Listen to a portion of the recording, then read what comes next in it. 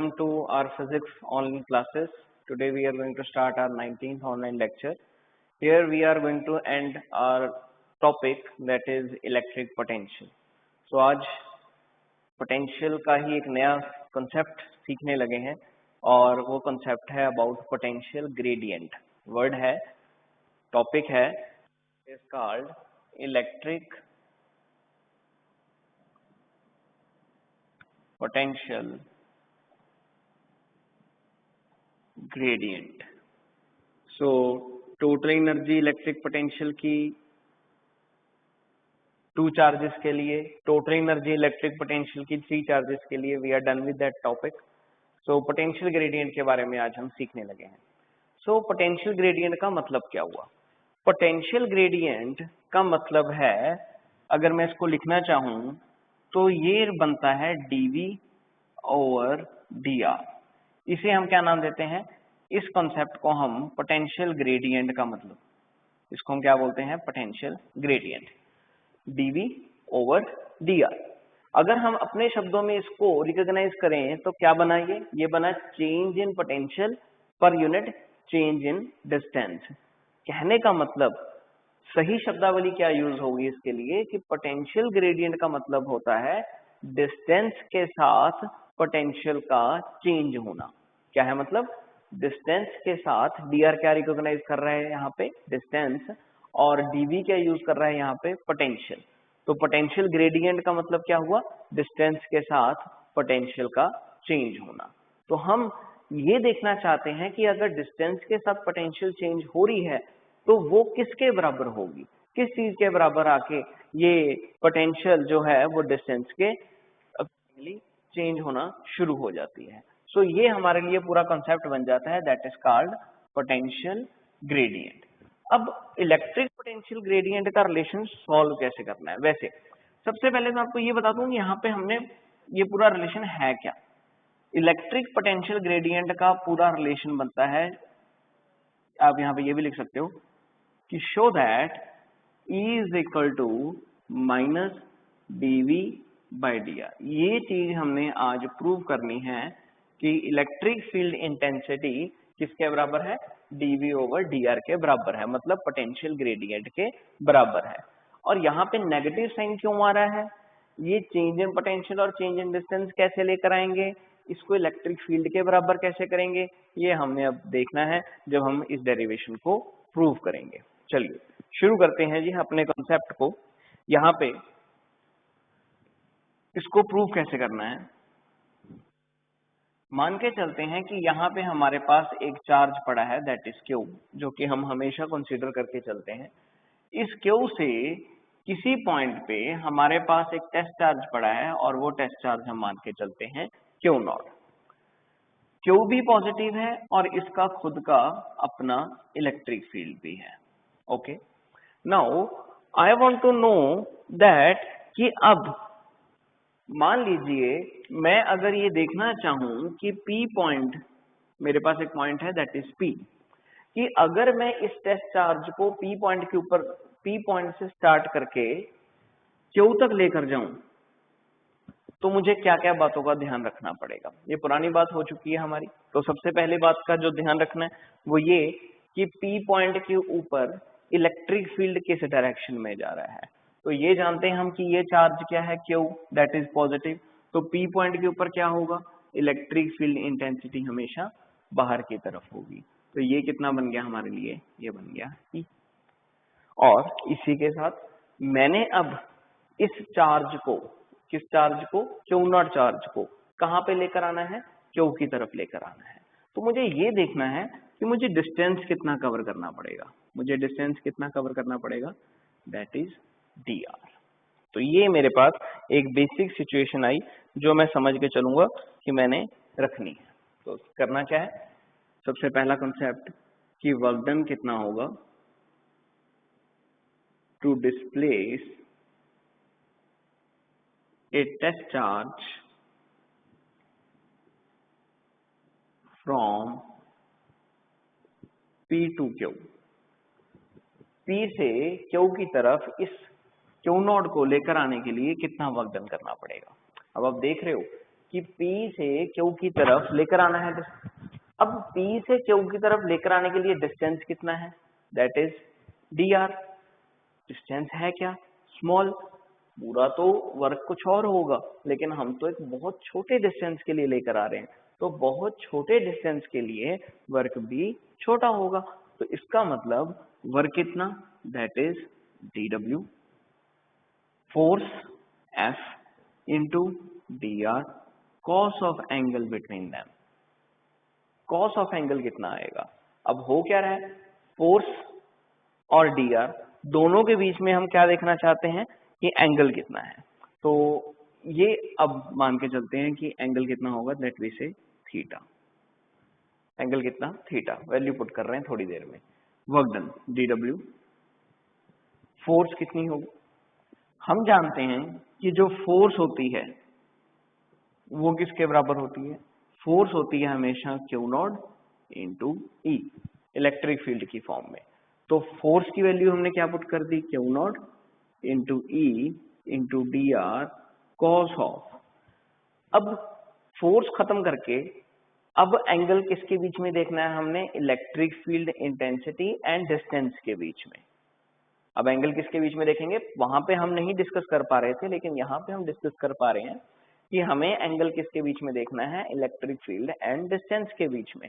तो हो क्या रहा है, ये जो चार्ज है ये किस तरफ जा रहा है, ये अंदर की तरफ जा रहा है, मतलब डिस्टेंस का एरो क्या हुआ इसका, टुवर्ड्स Q, और इलेक्ट्रिक फील्ड किस तरफ है, दैट इज आउटवर्ड। तो भाई एंगल दोनों के बीच में कितना बना, एंगल हमें दिख रहा है, एंगल कितना बन जाएगा 180 डिग्री। तो यहाँ पे हम क्या पुट करेंगे, कॉस एंगल 180। तो इस तरह से वर्क डन कितना आया, dw minus Q not into E into dr। ये मेरे पास पहला वर्क डन तैयार हो गया, Q naught E into dr। चलिए अगला कॉन्सेप्ट। अब मैं ये बात जानता हूं कि पोटेंशियल से मैंने एक रिलेशन और फाइंड आउट किया हुआ है, और वो कौन सा है कि जो पोटेंशियल होती है, क्योंकि वर्क छोटा है तो पोटेंशियल भी स्मॉल ही कंसीडर करके चलेंगे, लेट मी से dv। ये किसके बराबर होगी, that is always equal to dw by Q not.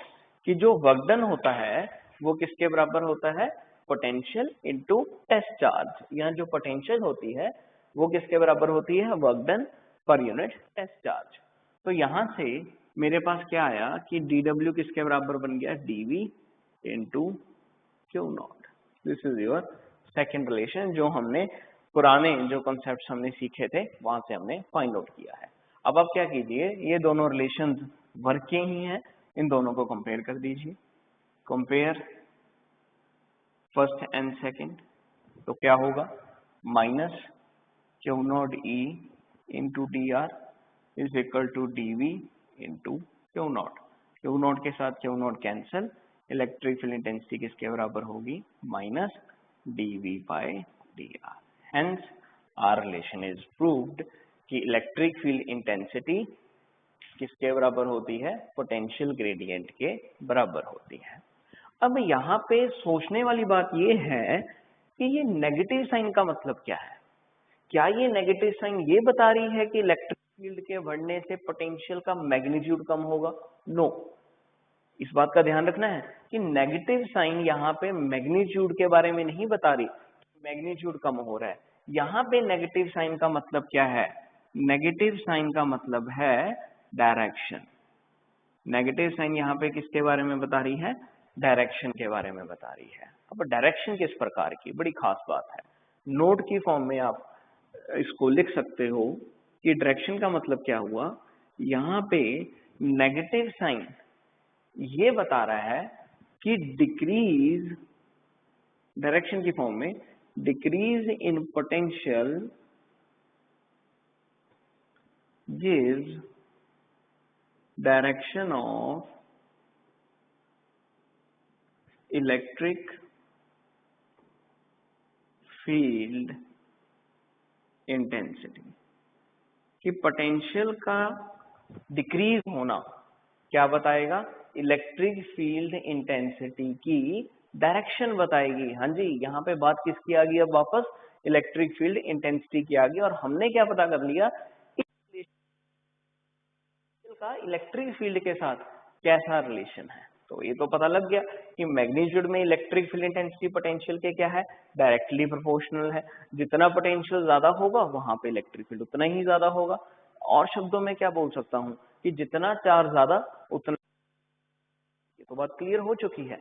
अब यहाँ पे डायरेक्शन की बात आ रही है कि डायरेक्शन मतलब हुआ कि मान लीजिए मेरे पास क्या हो रहा है, यहाँ पे पोटेंशियल किसी चार्ज की चेंज हो रही है। 50 वोल्ट से स्टार्ट हुई, 50 वोल्ट से थोड़ी देर बाद हो गया 30 वोल्ट, फिर हो गया 20 वोल्ट, फिर हो गया 10 वोल्ट और फिर रह गया 5 वोल्ट। ये किसी चार्ज की पोटेंशियल है जो वेरी कर रही है। 50 वोल्ट से किस तरफ वेरी कर रही है, 5 वोल्ट की तरफ वेरी कर रही है। अब मुझे ये देखना है कि इलेक्ट्रिक फील्ड की डायरेक्शन ऐसे केसेस में क्या होगा कि अगर चार्ज की पोटेंशियल चेंज हो रही है, किसी इस डिस्टेंस पे 50 है, यहाँ पे 30 है, यहाँ पे 20 है, यहाँ पे 10 है, यहाँ पे 5 है, और यहाँ पे मान लीजिए टेस्ट चार्ज रखा हुआ है कोई भी, ठीक है जी, की डायरेक्शन क्या होगी अब। तो ऐसे में क्या होगा कि जिस तरफ पोटेंशियल डिक्रीज हो रही है इलेक्ट्रिक फील्ड की डायरेक्शन उसी डायरेक्शन में है। तो भाई क्या होगा यहाँ पे, इलेक्ट्रिक फील्ड की डायरेक्शन क्या मानी जाएगी, इन दिस। तो ये हमारे पास किस तरफ आएगा, इलेक्ट्रिक फील्ड की डायरेक्शन मानी जाएगी कि जैसे जैसे पोटेंशियल डिक्रीज होती है वैसे वैसे इलेक्ट्रिक फील्ड की डायरेक्शन भी चेंज होगी। कहने का मतलब वही डायरेक्शन में जहां पे पोटेंशियल डिक्रीज हो रही है उसी डायरेक्शन में इलेक्ट्रिक फील्ड की डायरेक्शन होगी, उसी जहां पे इलेक्ट्रिक फील्ड एग्जिस्ट करेगा। ओके, इसी के साथ मान लीजिए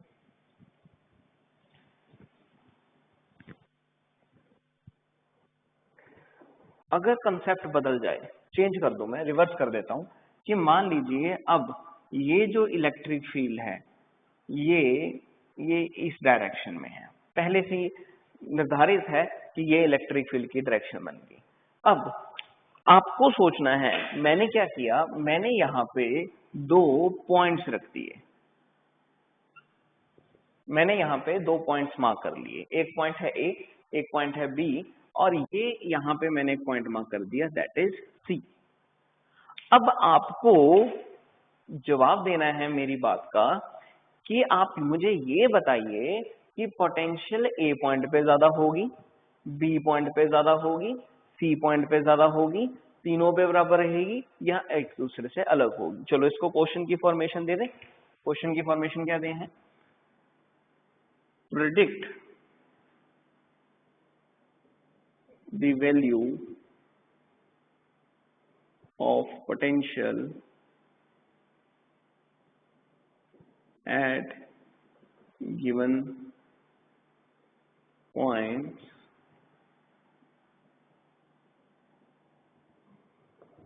you have to predict a choice whether the potential of VA is greater than VB is greater than VC, whether the potential of VA is equal to VB is less than VC, whether the potential of VA is equal to VB is equal to VC, whether the is equal to VB is greater than VC। अब आपको ये अनुमान लगाना है कि इन सभी में से, इन तीनों पॉइंट्स में से, इन चॉइसेस में से कौन सी चॉइस इन पोटेंशियल्स के लिए एप्रोप्रिएट बन रही है। अब देखिए, मैंने आपको क्या बताया है, मैंने आपको बताया है कि अगर पोटेंशियल डिक्रीज हो रही है वहां पे इलेक्ट्रिक फील्ड की डायरेक्शन मानी जाएगी। इसका मतलब क्या हुआ, इसका मतलब अब मैंने इलेक्ट्रिक फील्ड की डायरेक्शन क्या मानी है, टुवर्ड दिस। कहने का मतलब अब इस डायरेक्शन में क्या है, इलेक्ट्रिक फील्ड इंटेंसिटी है, इस डायरेक्शन में इलेक्ट्रिक फील्ड इंटेंसिटी मूव कर रही है।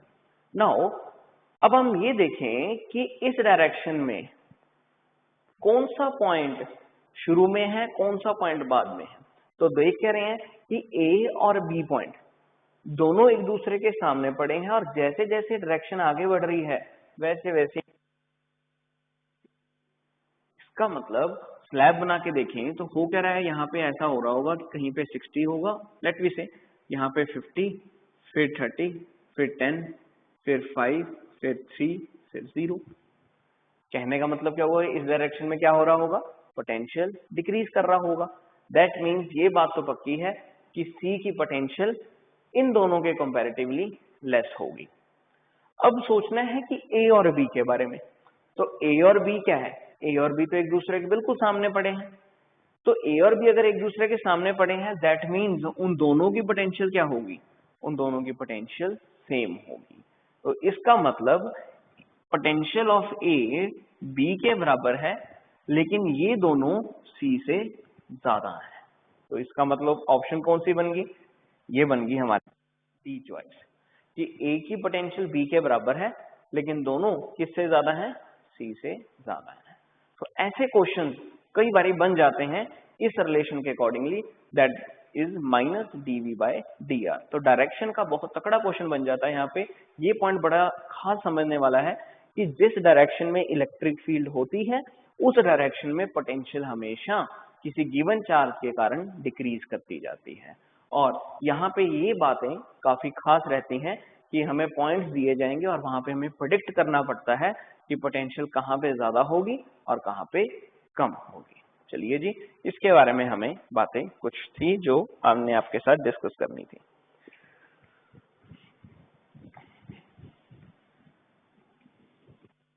अब एक बात और, अगर 3 डायमेंशंस में इलेक्ट्रिक फील्ड के बारे में सोचना हो, एक पॉइंट मैंने लिखवा दिया था, नोट नंबर 1 था ये हमारा, कि decrease in potential gives direction of electric field. उसके साथ वो सारे क्वेश्चंस थे जो मैंने अभी आपको बताए हैं। एक दूसरा पॉइंट आपके साथ और मैंने आपको डिस्कस करना है आपके साथ, कि अगर 3 डायमेंशनल में इलेक्ट्रिक पोटेंशियल ग्रेडियंट का रिलेशन लिखना हो तो कैसे लिखा जाएगा। ठीक है, वेक्टर फॉर्म में 3 डायमेंशन में। सो इन 3D इलेक्ट्रिक पोटेंशियल का रिलेशन क्या होगा।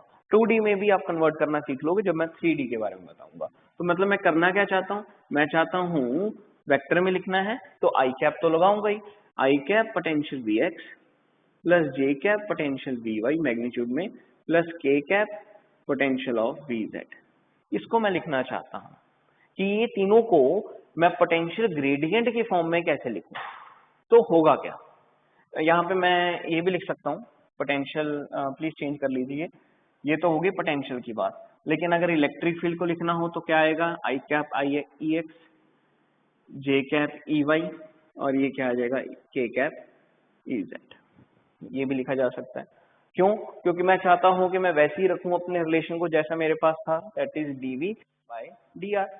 तो लिखना कैसे है इसको, लिखने का तरीका बड़ा सिंपल है कि पहले क्या है, पहले मेरे पास क्या है कि एक्स एक्सिस में पोटेंशियल, तो एक्स एक्सिस में पोटेंशियल मैं देखना चाहता हूँ, एक्स एक्सिस में इलेक्ट्रिक फील्ड मुझसे पूछा गया है तो पोटेंशियल को लिखना है मैंने एक्स एक्सिस में। तो क्या लिखूंगा, minus DV by D R. डी आर क्या इंप्लाई कर रहा है यहाँ पे, डिस्टेंस, और डिस्टेंस किस एक्सिस में बोला गया है, इलेक्ट्रिक फील्ड एक्स एक्सिस में है तो डिस्टेंस भी एक्स एक्सिस में ही होगा। तो यहाँ पे क्या लिख देंगे, minus DV by D x. तो इस तरह से हम इन रिलेशंस को लिख सकते हैं अगर हम चाहें लिखने के लिए।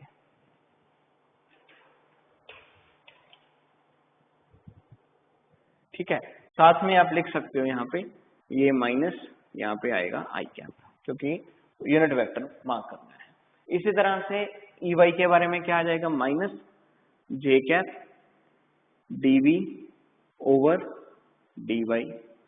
इस तरह से जेड एक्सिस में कितना आ जाएगा, माइनस के cap DV by D Z. तो ये हमारे पास इलेक्ट्रिक फील्ड इंटेंसिटी का रिलेशन बना 3 डायमेंशनल में, किसकी फॉर्म में, पोटेंशियल ग्रेडियंट की फॉर्म में। तो पोटेंशियल ग्रेडियंट के फॉर्म में ऐसे हमने रिलेशन को लिखना है। अब बच्चा पूछता है सर आप मुझे ये क्यों बता रहे हो, इसका मुझे कोई फायदा होगा कि नहीं होगा। तो ये फायदा हमें मिलता है न्यूमेरिकल्स में। अब ऐसे एक न्यूमेरिकल है जो मैं आपके साथ डिस्कस करना चाहता हूँ। न्यूमेरिकल नोट डाउन कीजिए। न्यूमेरिकल क्या है, the electric potential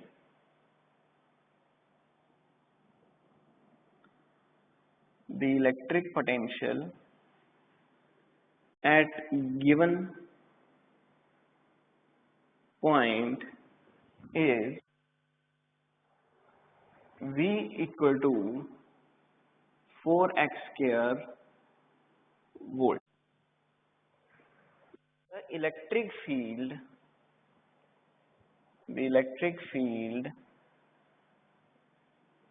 at point 1 meter, 0, 2 meter in volt per meter is definitely अब देख रहे हो कि यूनिट क्या है पोटेंशियल ग्रेडियंट का, वोल्ट पर मीटर। वो जाहिर सी बात है क्योंकि ऊपर क्या है, dV means potential means unit volt, dr क्या है, डिस्टेंस मींस मीटर, तो यूनिट क्या होता है, वोल्ट पर मीटर। तो यहाँ पे एक बात और पता लगी कि यूनिट क्या है इसका, वोल्ट पर मीटर। तो हमें क्या पता करनी है, इलेक्ट्रिक पोटेंशियल पता करनी है। नाउ अब ये इलेक्ट्रिक पोटेंशियल किसी भी एक्सिस में बोली जा सकती थी, ये वाई स्क्वायर, ऐसा भी हो सकता था कि electric potential at given point is equal to 4x square plus 4y square, मतलब लिमिट बन सकती है कोई मर्जी, 4x square plus 4y square plus 4z square, तो तीनों एक्सिस में भी ये बात कर सकते थे, पर फिलहाल एक एक्सिस में है तो एक एक्सिस में हम देखते हैं वो करना कैसे है। तो एक बात तो क्लियर है कि फॉर्मूला हमारे सामने था कि I cap E X plus J cap E Y plus K cap E Z is equal to I cap D V by D X, D V by D Y and D V by D Z. अब आप ये देखिए बच्चों कि क्या यहाँ पे y और z की बात की हुई है। क्वेश्चन की तरफ देखें तो क्वेश्चन क्या है, v is equal to 4x square, यहाँ पे तो किस एक्सिस की बात हो रही है, सिर्फ एक ही एक्सिस की बात हो रही है और वो एक्सिस कौन सी है, x, यानी कि मुझे पोटेंशियल कहाँ पे देखनी है, सिर्फ x एक्सिस पे देखनी है। कोऑर्डिनेट्स मुझे तीनों एक्सिस के दिए हुए हैं कि x एक्सिस में 1 मीटर है, y यहाँ पे आप समझ रहे होंगे कि 1, 0, 2 मीटर का मतलब क्या है कि डिस्टेंस x का 1 मीटर है, y का 0 है और z का 2 मीटर है। पर मुझसे पोटेंशियल कहाँ पे पूछी गई है, मुझसे तो पोटेंशियल 4x स्क्वायर पे ही पूछी गई है। मेरी कंसंट्रेशन लेवल क्या कह रहा है, मेरा कंसंट्रेशन लेवल है कि मैंने तो 4x स्क्वायर पे ही पोटेंशियल पता करनी है, मतलब एक्सिस कौन सी है, x एक्सिस है। तो क्लियर हो गया कि मुझे कहाँ पे फोकस करना है, मुझे फोकस करना है, मैं रिलेशन के बारे में जानता हूँ कि आई कैप ई एक्स, क्योंकि x एक्सिस दी है तो मुझे यहीं पे ही वेक्टर फॉर्म में देखना होगा, I cap DV by D x. तो ये मेरा एक परफेक्ट कंसेप्ट बन गया कि मुझे सिर्फ x एक्सिस पे देखना है, y एक्सिस पे भी 0 होगी और z एक्सिस पे भी 0 होगी। सो इतनी बात मुझे क्लियर हो चुकी है। ओके, सो वेक्टर फॉर्म में तो मुझे कोई मैंडेटरी नहीं है क्योंकि आई कैप के साथ ये कैंसिल भी हो सकता है, तो मेरे पास आंसर कितना आया है, E x is equal to minus DV by D x. तो मुझे तो इलेक्ट्रिक फील्ड में इंटरेस्ट है कि मुझे इलेक्ट्रिक फील्ड कितना चाहिए, ठीक है। So electric field x axis में, अब मुझे ये देखना है कि पोटेंशियल कितना होगा, पोटेंशियल दिया हुआ है कितना, 4x स्क्वायर, तो ये कितना बन जाएगा, d बाई डी एक्स, ये मेरे पास रिलेशन है। अब मुझे क्या करना है, मुझे इस 4x स्क्वायर को सॉल्व करना है, करूंगा, जाहिर सी बात है मुझे दिख रहा है कि यहाँ पे डेरिवेटिव हो रहा है, तो मुझे क्या करना होगा, इस रिलेशन को डेरिवेट करना होगा। तो Ex इलेक्ट्रिक फील्ड कितना आया, Ex is equal to minus 4x square. आप बच्चों जानते होंगे कि डेरिवेटिव कैसे करना है, जो x स्क्वायर के ऊपर पावर है 2 उसको आगे लेकर आइए, 4 के साथ मल्टीप्लाई हो जाएगा, that is 8 x as it, जो पावर है उसमें से एक माइनस होना है, 2 माइनस 1 मतलब कुछ भी नहीं, दैट इज 1। तो आंसर कितना आ गया इलेक्ट्रिक फील्ड का, -8x। अब क्वेश्चन है कि still this relation is in the form of variable, क्या है, x की फॉर्म में। अब मुझे क्या करना है, x की वैल्यू पुट करनी है। अब x कितना दिया हुआ था, कोऑर्डिनेट दिया हुआ था हमें कितना, 1, तो इलेक्ट्रिक फील्ड कितना आ गया, Ex is equal to -8 into 1, electric field intensity कितनी आ गई, -8 वोल्ट पर मीटर। इस तरह से मुझे इलेक्ट्रिक फील्ड इंटेंसिटी पता करनी है। वेक्टर फॉर्म में मुझे जानने की जरूरत नहीं है, मुझे यहाँ पे मैग्नीट्यूड में ही देखना था, तो मैग्नीट्यूड में ही मैंने इस सारे रिलेशन को फाइंड आउट किया है। बस मुझे इतना पता होना चाहिए कि अगर x एक्सिस में बोला गया है तो x एक्सिस में सोचना है, अगर y में देखा जाएगा तो मैं कुछ नहीं करूंगा, साथ में क्या कर दूंगा, माइनस dv बाई dy, तो जो y वाला रिलेशन था वो यहाँ पे पुट हो जाएगा। तो ऐसे क्वेश्चन हमारे पास कई बन सकते हैं अगर आप आगे बढ़ोगे, इसको ऑब्जर्व करने की कोशिश करोगे। जैसे एक क्वेश्चन मैं आपके साथ और डिस्कस करूंगा इलेक्ट्रिक फील्ड का ही। अब थोड़ा सा आगे बढ़ेंगे, एक्स के बारे में हमने डिस्कस कर लिया, अब हम बाकी एक्सिस के बारे में भी सोचेंगे कि बाकी एक्सिस के अकॉर्डिंगली कैसे क्वेश्चन आ सकता है। जैसे एक क्वेश्चन है, न्यूमेरिकल है हमारे पास, न्यूमेरिकल क्या है, v is equal to -5x plus 3y plus √15z। The electric field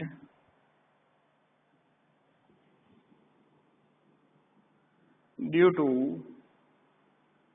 this potential is A choice 3√2, B choice 4√2, C choice 5√2, D choice 7. This is √2 and this one is √2. लीजिए ये मेरे question है। अब यहाँ पे क्या बोला गया है कि मुझे पोटेंशियल दी है, पोटेंशियल किस एक्सिस में दी है, एक्स में भी दी हुई है, वाई में भी दी हुई है, जेड में भी। वही क्वेश्चन जो मैंने आपके साथ कहा था कि ऐसा क्वेश्चन भी हमसे पूछा जा सकता है, किस एक्सिस में, X Y and Z axis में। तो हमें क्या पता करना है, हमें इलेक्ट्रिक फील्ड पता करना है। तो ऐसे केस में बड़ा सिंपल सा काम रखेंगे।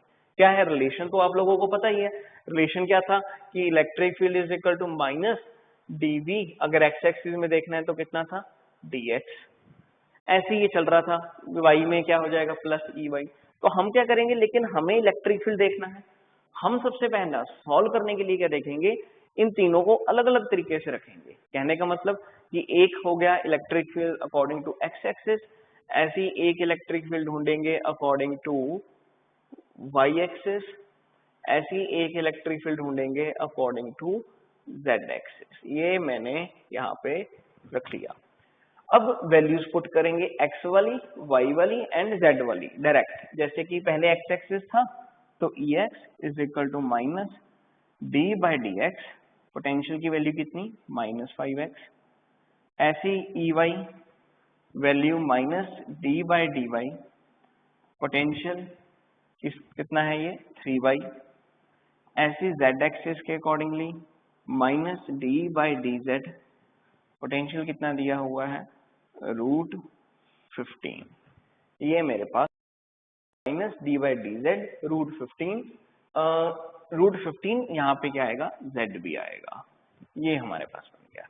अब इसको सॉल्व करना है। अब ex कितना आ जाएगा हमारे पास, माइनस माइनस प्लस, ये कितना आंसर आ गया 5।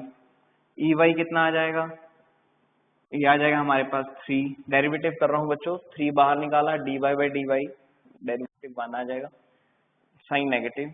z कितना आ जाएगा, that will be equal to minus √15। ये मेरे पास आंसर बन गए। लेकिन मुझे क्या चाहिए, मुझे तो नेट इलेक्ट्रिक फील्ड चाहिए। अब मेरे पास इलेक्ट्रिक फील्ड x के लॉन्ग भी है, y के लॉन्ग भी है और z के लॉन्ग भी है, लेकिन मुझे इलेक्ट्रिक फील्ड नेट चाहिए और मैग्नीट्यूड में चाहिए। मैग्नीट्यूड में हम इलेक्ट्रिक फील्ड कैसे ढूंढेंगे, तो वो भी हमने +1 से सीखा हुआ है कि ये मैग्नीट्यूड में कितना होगा, ये हो जाएगा √ex²। मैग्नीट्यूड निकालने का ये फॉर्मूला है ex² plus ey² plus ez²।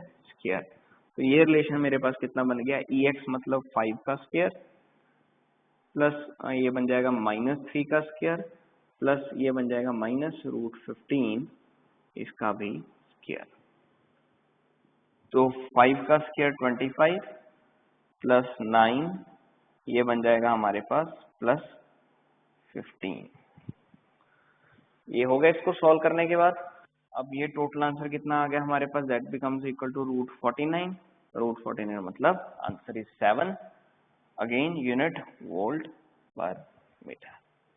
अब इलेक्ट्रिक फील्ड का एक और यूनिट भी हो गया, एक तो था हमारे पास न्यूटन कूलम इनवर्स या न्यूटन पर कूलम, और एक फॉर्मूला हमारे पास और बन गया दैट इज वोल्ट पर मीटर। तो ऑप्शन कौन सी आ जाएगी, डी ऑप्शन बन जाएगी 7 वोल्ट पर मीटर। तो मैंने आपको दोनों तरीकों से करवा दिए, चाहे आप x के लॉन्ग सॉल्व कर लीजिए, चाहे आप तीनों एक्सिस के अकॉर्डिंगली चेक कर लीजिए। नेक्स्ट ही हमारे पास कई बारी एक वर्ड दिखाता है और वो वर्ड क्या है, वो वर्ड है equi potential surface. Equipotential surface. अब इक्विपोटेंशियल सरफेस का मतलब क्या है? बड़ा सिंपल सा, क्या है कि वो पॉइंट या वो सरफेस जहां पे हर पॉइंट पे इलेक्ट्रिक पोटेंशियल सेम हो। इक्विपोटेंशियल सरफेस क्या है? the surface at which electric potential